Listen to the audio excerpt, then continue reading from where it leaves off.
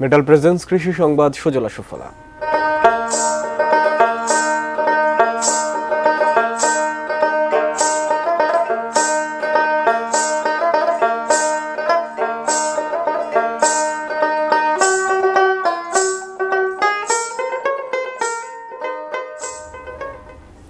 Capsicum চাষে ব্যাপক সফলতা পেয়েছেন ভোলার চরাঞ্চলের কৃষকরা। কয়েক বছর আগে এসব চরে প্রথমে পরীক্ষামূলকভাবে চাষ শুরু হয়, তাতে সফলতা পেয়ে এখন বেশিরভাগ কৃষকই ঝুঁকছেন ক্যাপসিকাম চাষে। ভোলা প্রতিনিধি মোহাম্মদ ফরিদুল ইসলামের পাঠানো তথ্য ও ছবিতে ডেস্ক রিপোর্ট।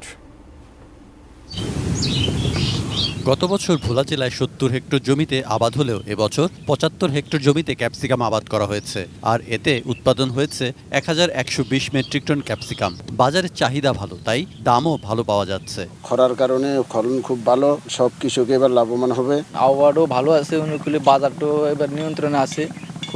আমরা আশা করি খুব ভালো আছি। কৃষকরা জানান, এলাকার মাটি ক্যাপসিকাম চাষে খুব উপযোগী হওয়ায় ভালো ফলন মেলে। বিভিন্ন এলাকায় নৌযান করে সবজি পাঠানো হয়। রায়পুর, লক্ষ্মীপুর হয়ে দেশের বিভিন্ন অঞ্চলে চলে যায় এখানকার ক্যাপসিকাম।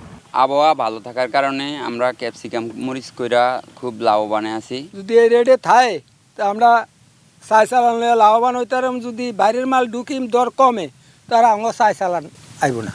ভোলা জেলা বিগত দিনগুলোতেও ফসল উৎপাদনে ব্যাপক ভূমিকা রেখে আসছে। তারই ধারাবাহিকতায় এবছরও ক্যাপসিকাম চাষে সফল এ জেলার কৃষকরা। কৃষি বিভাগের পক্ষ থেকেও কৃষকদের নিয়মিত পরামর্শ ও সহায়তা দেওয়া হচ্ছে। কৃষি বিভাগ তাদেরকে কারিগরি পরামর্শ দিচ্ছে, তাদেরকে প্রশিক্ষণের আওতায় এনে এসএসসিবি একটি প্রকল্প আছে, প্রকল্পের আওতায় উচ্চমূল্য সবজি চাষে উদ্বুদ্ধ করার মধ্যে ক্যাপসিকামও একটি বিশেষ জায়গা দখল করে আছে।